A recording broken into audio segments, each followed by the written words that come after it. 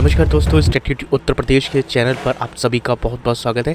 आपको पता है यूपीएसआई, लेखपाल, वीडियो, जूनियर असिस्टेंट, जितने भी यूपी ट्रिपल एससी के एग्ज़ाम आपके जब आएंगे तो हम उसके लिए यूपी जीके के लिए अभी से ही क्लास लेके आए हैं ताकि आप डेली कम से कम आधा घंटा पढ़ सको। और इस सीरीज़ में हमारा जो अगला चैप्टर है, मतलब जो होने वाला है, 2 क्लास हो चुकी हैं, तीसरी क्लास है।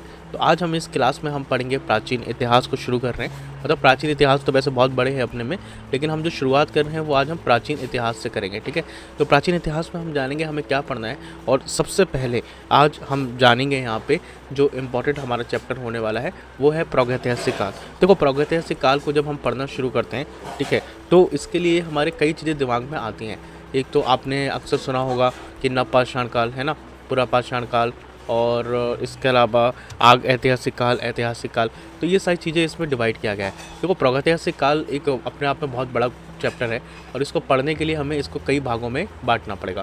देखो, ये जो मैं नोट्स बना रहा हूँ, आप चाहो तो मेरे साथ बना सकते हो, नहीं तो अगर आपको ये चाहिए तो आप पीडीएफ ले लेना, मैं टेलीग्राम पे डाल दूंगा। और इसके वीडियो अपलोड होने के बाद ही लगभग 15 से 20 मिनट बाद आपको पीडीएफ टेलीग्राम पे मिल जाएगी। तो अगर हम यहाँ से शुरुआत करें प्रागैतिहासिक काल को, तो अगर हम एक साथ पढ़ने बैठेंगे तो ये काफ़ी लंबा हो जाएगा, लेकिन हम इसको 3 भागों में बांटते हैं। ठीक है, 3 भागों में बांट कर इसलिए पढ़ते हैं ताकि आपको आसानी से समझ में भी आ जाए, और दूसरा क्या है कि याद करने में चीज़ आसानी रहे। याद मैं आपको आज इसी वीडियो में करा दूंगा, टेंशन मत लेना। तो सबसे पहले जो हमारा इसमें है, ठीक है, प्रागैतिहासिक काल में सबसे पहले हम बात करेंगे पुरापाषाण काल की। ठीक है, सबसे पहले किसकी बात करेंगे? पुरापाषाण काल की, क्योंकि यही एक ऐसा काल है जो सबसे पहले का काल है। आज की वीडियो में हम ये डिस्कस करेंगे कि ऐसे क्या इंपॉर्टेंट क्वेश्चंस हैं जो यूपी जीके में पूछ लिए जाते हैं। चाहे आप यूपीएसआई हो, चाहे आप वीडियो, लेखपाल, एजीटीए, किसी भी परीक्षा में बैठें, तो उसमें आपको अगर यूपीएसआई या फिर किसी भी एग्ज़ाम में हो तो उसमें आपको ये देखने को मिल जाए। तो इसके बाद हम पुरापाषाण काल के बाद आपको पता है कि जब पूरा हो गया तो फिर मध्य आएगा, है ना। मध्य पाषाण काल हम बात करेंगे। तो मध्य पाषाण काल यहाँ पे मैं लिख लेता हूँ, काल अपने आप जोड़ देना।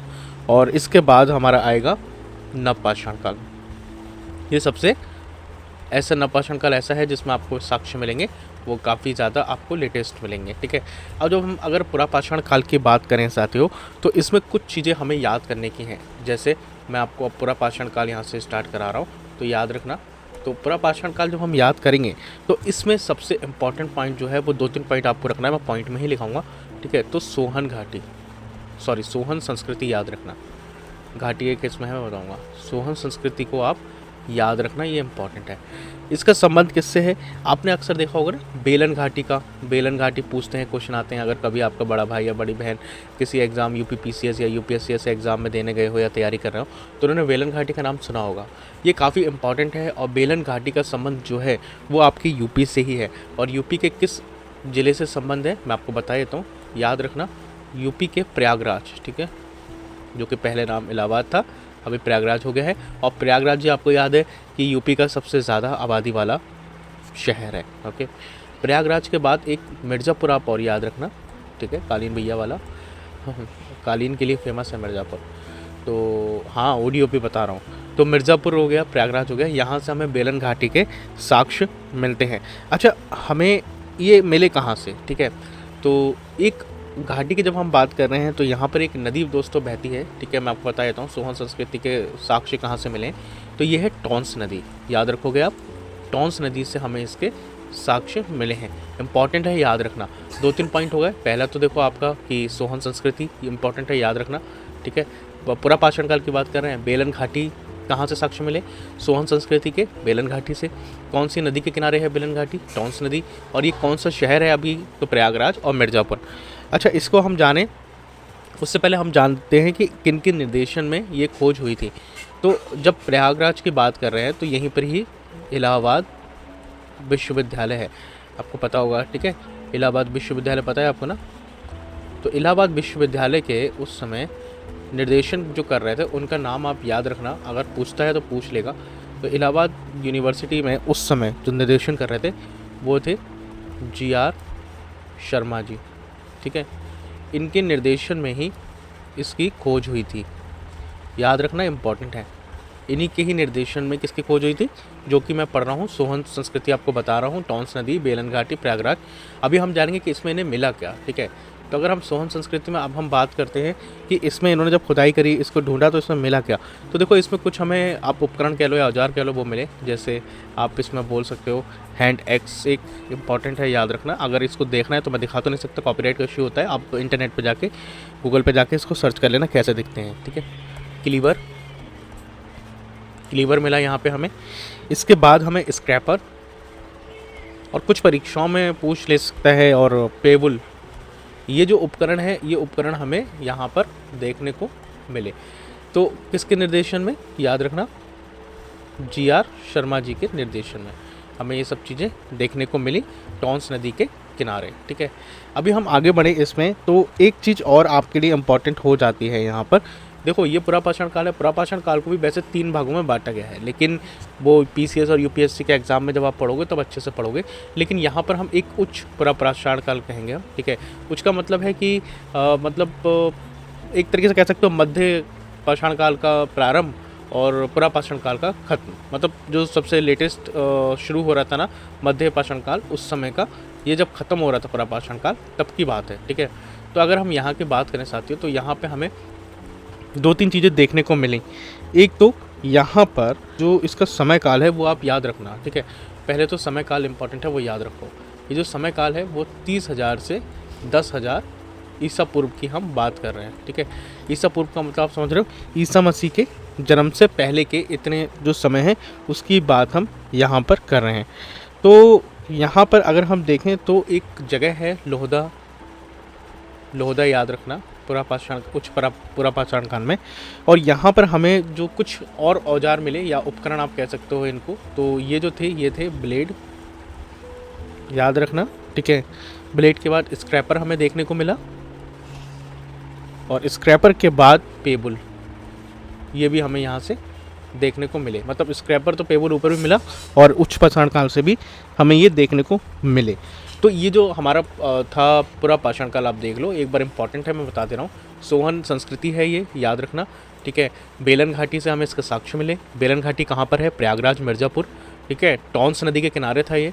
और जो इलाहाबाद विश्वविद्यालय है, इसके जो GR शर्मा जी थे निर्देशन कर रहे थे, और इन्हीं के ही निर्देशन में ये सब खुदाई हुई और खोज हुई। उसमें हमें क्या मिला, सबसे पहले टैंड एक्स मिला, ठीक है। इसमें हैंड एक्स मिला, क्लीवर मिला, स्क्रैपर मिला, पेबुल मिला और उपकरण मिला, ठीक है। और उच्च पुरापाषाण काल में लोहदा यानी कि ब्लेड, स्क्रैपर और पेबुल हमें देखने को मिला। चलो अब ये बात हो गई। अब हम अपना अगला देखेंगे जिसमें हम पढ़ेंगे मध्य पाषाण काल, ठीक है। अच्छा ये बहुत इंपॉर्टेंट है, ठीक है। उसमें तो शायद इतना नहीं पूछेगा, लेकिन इससे क्वेश्चन बन सकते हैं। क्यों बन सकते हैं, कुछ ऐसी खोजी हुई हैं जो काफ़ी ज़्यादा इंपॉर्टेंट है, वो आपको पढ़ने की बात है। इसमें सबसे इम्पॉर्टेंट पॉइंट जो आप रखना, ठीक है, एक जगह है, जगह का नाम याद रखना, लेखिया, ठीक है। पुराना तो याद है ना, भूलना मत, ये PDF में आपको दे दूंगा, रिवीजन कर लेना। लेखिया जगह है। लेखिया जगह से हमें दोस्तों एक बहुत ही रोचक चीज़ मिली, जिसमें हमें 17 कंकाल मिले, ठीक है। 17 कंकाल हमें देखने को मिले, और ये जो कंकाल थे वो नर कंकाल थे, ठीक है, मादा नहीं थे, नर कंकाल थे। और एक इम्पॉर्टेंट चीज़ इसमें ये भी है, जो इनके सिर थे, ठीक है, जो सिर थे वो दोस्तों बड़ी रोचक बात है, इनके जो सिर थे वो पश्चिम दिशा में थे। मतलब जो कंकाल थे, इनको ऐसा लगता है कि या तो दफनाया गया होगा, तो पश्चिम दिशा में इनको दफनाया गया होगा, या तो यही कारण रहा होगा। तो हमें ये देखने को मिला, ठीक। मध्य पाषाण काल का दूसरा पॉइंट है, वो हमने पढ़ा था GR शर्मा जी ने, जो पुरापाषाण काल था उसकी खोज उनके निर्देशन में हुई थी, और ये इनके निर्देशन में हुआ था, ये याद रखो, इम्पॉर्टेंट है, पूछा जा सकता है। तो इसकी जो खोज हुई थी वो RK शर्मा, उसमें GR शर्मा थे, इसमें RK शर्मा है, और एक नाम और याद रखना है इसमें, BD मिश्र। ये नाम आप याद रखना, इम्पॉर्टेंट है, ठीक है। अगर हम तीसरा पॉइंट दोस्तों इम्पॉर्टेंट इसमें देखें मध्य पाषाण काल में, तो यहाँ पर जब खुदाई की गई साथियों, तो एक चीज़ और इम्पॉर्टेंट मिला। जैसे कि मैंने बताया था, यहाँ पे जो हमें कंकाल थे 17 कंकाल प्राप्त हुए, जो कि नर कंकाल थे। ऐसी में ही यहाँ पर हमें एक चीज़ और मिली, वो है यहाँ पर 15 शवाधान, ठीक है, जहाँ पे शवों को दफनाते थे। और एक चीज़ और मिली, वो है आर्थ गर्थ चूल्हे। तो ये हमें इम्पॉर्टेंट है, ये हमें चीज़ें मिली, ये आप ध्यान रखना। देखो इसमें इम्पॉर्टेंट तो ज़्यादा कुछ है नहीं, इम्पॉर्टेंट बस ये होता है कि आप एक तो ये देख लो कि किसके निर्देशन में हुआ, ठीक है। और दूसरा कहाँ से उसकी खोज हुई और वर्तमान में संबंध कहाँ से है उसका। इतना कुछ देख लोगे तो बहुत ज़्यादा कुछ इसमें है नहीं। वैसे पुरापाषाण काल और ये नवपाषाण काल में देख रहा हूँ एग्ज़ाम में बहुत कम आ रहा है। जो इम्पोर्टेंट है वो आपका हर्षवर्धन मौर्य एम्पायर और इस तरीके के क्वेश्चंस यहाँ से काफ़ी ज़्यादा आते हैं, वो जो कि हम आगे पढ़ेंगे अच्छे से। लेकिन फिर भी छोड़ना नहीं है, ताकि अगर एक नंबर भी आ जाए तो आ जाए। और ज़्यादा कुछ है भी नहीं, जो इम्पोर्टेंट है वो मैंने आपको लिखाई दिया है। एक और इम्पॉर्टेंट है दोस्तों, इसमें आपने एक पॉइंट पढ़ा होगा जो काफ़ी ज़्यादा एग्ज़ाम में या फिर आपको याद आ रहा होगा। मैदाह नाम सुना आपने होगा, है ना? मैदाह नाम सुना है? हाँ, तो अब इसको हम जानते हैं। इसकी जो खुदाई है वो हाल ही में हुई है। हाल ही में हुई है मतलब बहुत अभी 1-2 साल पहले नहीं हुई है, लेकिन ज़्यादा समय पहले भी नहीं हुई है। और इसका जो वर्ष है वो 1978 से 1980 का है, ठीक है? इस बीच इसकी खुदाई हुई। और इसमें जो हमें सबसे ज़्यादा इंपॉर्टेंट चीज़ है, जब खुदाई हुई है तो कुछ ना कुछ तो हमें मिला होगा ना इसमें। तो क्यों इतना इंपॉर्टेंट है? तो इम्पॉर्टेंट इसलिए है दोस्तों क्योंकि यहाँ पे जब खुदाई की गई तो इसमें कुछ लघु उपकरण प्राप्त हुए। हमें लघु उपकरण प्राप्त हुए। अब लघु उपकरण तो हुए, ठीक है, और एक चीज़ और यहाँ पे हुई, वो है आवास। कुछ आवास भी यहाँ पे खोजे गए, मतलब यहाँ पे ये लोग रहते थे, वो जगह भी इनकी खोजी गई इसमें 1980 में। पहला पॉइंट तो लघु उपकरण हो गए, दूसरा आवास हो गया, और तीसरा जो इम्पोर्टेंट है इसमें जो हमें मिला वो है गर्त चूल्हे, जो कि मैंने आपको बताया था अभी। यहाँ पे गर्त चूल्हे भी मिले थे ना। तो ये कुछ इंपॉर्टेंट पॉइंट है, आप देख लो। ज़्यादा कुछ नहीं है, देखो जो इंपॉर्टेंट है इंपॉर्टेंट पढ़ लो, ठीक है। मैंने आपको बताया मध्यपाषाण काल में क्या है। पहला लेखिया नाम याद रखना, ठीक है, बहुत इंपॉर्टेंट है। 17 कंकाल यहाँ से प्राप्त हुए हैं, ये बहुत इंपॉर्टेंट है। कभी कोई पूछ लेता है कि 17 कंकाल कहाँ से प्राप्त हुए, और निर्देशन किसका था? आर के शर्मा, BD मिश्र, ठीक है, यहाँ पे मैं सही कर देता हूँ, BD मिश्र जी। 15 शवाधान प्राप्त हुए, तीसरा पॉइंट, जो कि आर्तगर्त चूल्हे भी प्राप्त हुए। और जो चौथा है वो मैदाह है, वो काफ़ी इंपॉर्टेंट है, ये इसमें स्टार लगा लेना। यहाँ से 1978 से 1980 के बीच में वर्ष खुदाई हुई, तो इसमें लघु उपकरण कुछ प्राप्त हुए, आवास प्राप्त हुए और गर्त चूल्हे प्राप्त हुए। तो ये जो तो हमारा था, ये था हमारा मध्यपाषाण काल। और अब हम आगे बढ़ते हैं और जो हम पहुँचेंगे नवपाषाण काल में, ठीक है। अच्छा, यहाँ से भी कुछ इम्पॉर्टेंट चीज़ें हैं जो आपको देखने वाली हैं, और मैं उनको सिर्फ इम्पॉर्टेंट ही लिखवा रहा हूँ, कोई बहुत बड़ा नहीं। आप बाकी एक बार बुक को भी गो थ्रू करना है, ऐसा नहीं है कि इन्हीं पर डिपेंडेड रहो, लेकिन जो इम्पोर्टेंट है वो मैं आपको बता रहा हूँ। इसके MCQ मैं आपके बाद में करा दूँगा। तो इसमें जो इम्पोर्टेंट जगह है वो मैं आपको बता देता हूँ, कुछ याद रखनी है आपको। पहली इम्पॉर्टेंट जगह है वो याद रखो, वो है कोल डिहवा, कोल डिहा, ऐसे पढ़ लो, बहुत इंपॉर्टेंट जगह है। इसके अलावा एक महगढ़ा, ये इम्पॉर्टेंट है, ठीक है। और ये कहाँ पर है मैं आपको बता देता हूँ। ये जो सारे जो ज़िले आपने पढ़े उसी में से ही एक है, और वही प्रयागराज, याद रखना, जो हम अभी पढ़ते हुए आ रहे थे। तो कंफ्यूज नहीं हो गए, ऊपर भी प्रयागराज पढ़ा था, नीचे भी प्रयागराज पढ़ लो। वर्तमान स्थिति कहाँ पर है इनकी? प्रयागराज है, ठीक है। अब इम्पॉर्टेंट क्या है इसमें कि कोल डिहा से हमें एक काफ़ी ज़्यादा इम्पॉर्टेंट चीज़ मिली है, वो मैं आपको बता देता हूँ। ये लिख लेना, ऐसे ही लिख लो शॉर्ट में, बाकी आप बड़ा करके भी लिख सकते हो वीडियो को रोक के। तो कोल डिहा से हमें नवपाषाण काल के साथ ताम्र और लौहकालीन संस्कृति के भी अवशेष हुए हैं, ठीक है। देखो पुरापाषाण जो काल था ना, देखो आप समझो, पुरापाषाण काल जो था उसमें क्या था कि जो पत्थर थे उसके हमें साक्ष्य मिले थे, लेकिन यहाँ पर हमें किसके मिले हैं? ताम्र व लौहकालीन वाले साक्ष्य भी मिले। यानी कि अब जो औजार थे वो लौहकालीन होने लगे थे, यहाँ पे लोग लोहे का यूज़ करने लगे थे, सिर्फ पत्थर से ही काम नहीं चला रहे थे। तो यहाँ पे लौहकालीन और ताम्र वाले भी हमें साक्ष्य मिले हैं, यानी कि जो अवशेष प्राप्त हुए हैं कि हम बात करेंगे इसमें, ठीक है। अब मैं उपकरण आपको बताऊँगा इंपॉर्टेंट। इसमें एक चीज़ है जो याद करने वाली है, वो याद करने वाली यह है कि यहाँ पर हमें कुल्हाड़ियाँ मिली हैं। अब कुल्हाड़ियाँ मिली हैं तो इसका मतलब समझ सकते हो क्या है? ये यहाँ पर कृषि करते होंगे, खेती करना शुरू कर दिया होगा। अभी तक जो पुरापाषाण काल था हम पढ़ के आ रहे थे, उसमें शायद इंसान ने कृषि करना नहीं सीखा था। वो अपना जीवन निर्वाह करने के लिए इधर उधर या तो वो किसी को पकड़ के खाता था, किसी जानवर को, या बहुत ज़्यादा हो सकता है तो उसे घास घास मिल गई तो वो खा लिया। लेकिन अब जो नवपाषाण काल है, यहाँ पर आते आते इंसान को इतना ज्ञान हो गया था कि वो खेती कर सकता है, कृषि कर सकता है। और उपकरण में एक चीज़ और भी दोस्तों यहाँ पे प्राप्त हुई है, हमें हथौड़े और मिले हैं, ठीक है, हथौड़े मिले। इसके अलावा छेनी मिली और बसूली, ये साक्ष्य भी हमें इसमें देखने को मिले हैं। जो उपकरण है उसकी बात मैं कर रहा हूँ। और दूसरी बात, इंपॉर्टेंट चीज़, जो चौथी चीज़ आप इसमें याद कर सकते हो, वो है बर्तन भी प्राप्त हुए हैं। और जो बर्तन थे वो कैसे से? हाथ द्वारा बनाए गए हुए थे, हाथ द्वारा इनको बनाया गया था, और ये बर्तन भी इसके साक्ष्य मिले हैं। मैंने बोला था ना कि आप पुरापाषाण काल से नवपाषाण काल में आओगे तो काफ़ी ज़्यादा आपको चीज़ें परिवर्तन होते हुए दिखेंगी। और एक चीज़ यहाँ पर अनाज रखने के लिए भी, मैंने बताया ना खेती करते थे ये, तो अनाज रखने के लिए भी इनके पास घड़े व मटके भी थे जो कि हमें मिले हैं। घड़े और मटके भी यहाँ से देखने को मिले हैं। अच्छा, छठा पॉइंट क्या याद कर सकते हो इसमें, हमें यहाँ से धान के साक्ष्य भी मिले हैं, यानी कि धान की खेती ये कर रहे थे यहाँ पर इस समय। तो अनाज तो मिला ही, साथ में धान के मिले। और ये कोल्डिवा से बात कर रहा हूँ मैं, ठीक है, जो जगह थी उसकी बात कर रहा हूँ। और इतना सब होने के बाद हम जो इसके समय पीरियड की बात करें तो इसका जो समय था वो याद कर लीजिए। समय लगभग 7000 ईसा पूर्व से 6000 ईसा पूर्व रहा होगा।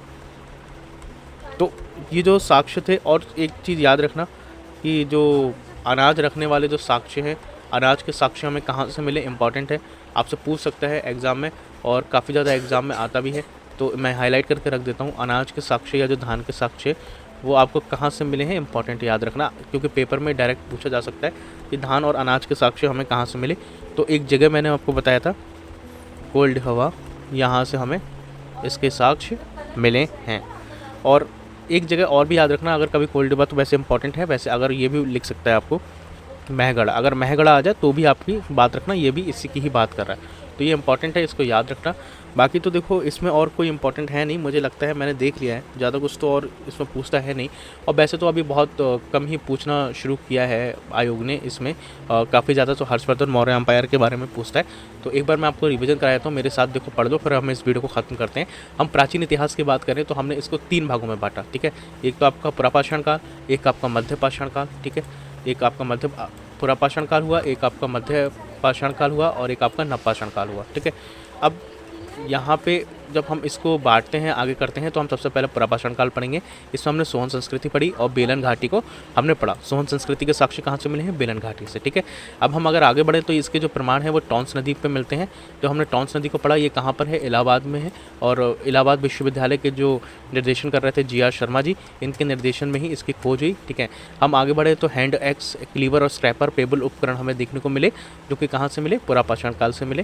फिर हम उच्च पुरापाषाण काल में आए तो यहाँ पे लोधा और ब्लेड, स्क्रैपर, पेबल करके मिले। मतलब उच्च पाषाण काल मैंने आपको बताया था, ये जो पुरापाषाण काल का अंतिम समय और मध्य पाषाण काल का शुरुआती समय था, ठीक है। इसके अलावा जब हम आगे बढ़े तो हम फिर यहाँ पे आए थे मध्य पाषाण काल में। तो मध्य पाषाण काल में हमने 2-3 चीज़ें हमने पढ़ी। पहला बात तो लोकहिया नाम से एक जगह है, यहाँ पे हमें 17 कंकाल मिले जो कि नर कंकाल थे, ठीक है। इनका जो सिर था वो पश्चिम दिशा में था।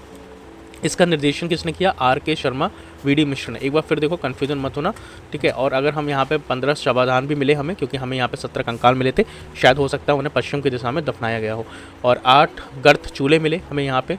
महदहा जो जगह है वहाँ से 1978 से 1980 के बीच में खुदाई की गई, तो वहाँ पे कुछ लघु उपकरण आवास मिले, गर्त चूल्हे मिले, ठीक है। और अगर हम लास्ट वाले पे आएँ तो ये हमारा नवपाषाण काल है। यहाँ पे कोल्डिवा, महगढ़ा से जो साक्ष्य मिले, प्रयागराज मिले। सबसे ज़्यादा इंपॉर्टेंट दोस्तों यही है, क्योंकि यहाँ से हमें धान के साक्ष्य मिले हैं, धान के, और इसके समय जो था वो 700 से 600 ईसा पूर्व था, ठीक है। और अनाज के जो साक्ष्य हैं वो हमें कोल्डिवा और महगढ़ा से मिले हैं, ठीक है। बर्तन यहाँ पे थे, यहाँ पे लोग बर्तन का भी बनाते थे जो कि हाथ द्वारा बनाए गए थे मिट्टी से। हथौड़े, छेनी, बसूली भी हमें यहाँ पे मिली है। तो यहाँ पे हमें हथौड़ी मिल रही है, छेनी मिल रही है, बसूली मिल रही है, कुल्हाड़ी मिल रही है। तो लोहे और तांबे के तो होंगे ना औजार, तो इसलिए हमें इसके भी साक्ष्य मिले हैं। और अनाज रखने के लिए भी घड़े मटके थे, क्योंकि चावल के साक्ष्य यानी कि धान के साक्ष्य यहाँ पर हमें प्राप्त हुए हैं। तो दोस्तों ये तो था हमारा आज का चैप्टर, ठीक है। उम्मीद करते हैं कि आपको ये क्लास अच्छी रही होगी। इसके PDF आपको आधे घंटे के अंदर ही जैसे वीडियो अपलोड होगी, शायद आप ये वीडियो देख रहे हो तो PDF मिल भी चुकी होगी। इसके MCQ में मैं कराऊंगा जल्दी, चिंता मत करो, थोड़ा सा समय दो, और वेबसाइट पर काम कर रहा हूँ। इसके अलावा ये PDF आप ले लो, और ऐसी वीडियोज़ के लिए चैनल को सब्सक्राइब कर लो। कल हम फिर से एक नया चैप्टर शुरू करेंगे। हम सिंधु घाटी सभ्यता पढ़ेंगे कल। छोटा सा चैप्टर है, ज़्यादा नहीं है, UP GK में ज़्यादा इंपॉर्टेंट है नहीं, 2-3 साइट्स हैं जिनको पढ़ना है, ताकि कुछ भी रहे। फिर उसके बाद हम जैसे कि मौर्यन एम्पायर है और जो आपके महाजनपद है, ये सारी चीज़ें हम पढ़ के ख़त्म कर देंगे। मिलते हैं अगली वीडियो में। आप कोई भी परीक्षा की तैयारी कर रहे हो, चाहे UPSI हो, ठीक है, चाहे AGT हो, चाहे लेखपाल हो, BD हो, तो सबकी में तैयारी में आपके काम आ जाएगा। जय हिंद, वंदे मातरम। चैनल को सब्सक्राइब ज़रूर करके जाइएगा अगर कंटेंट अच्छा लगा है तो।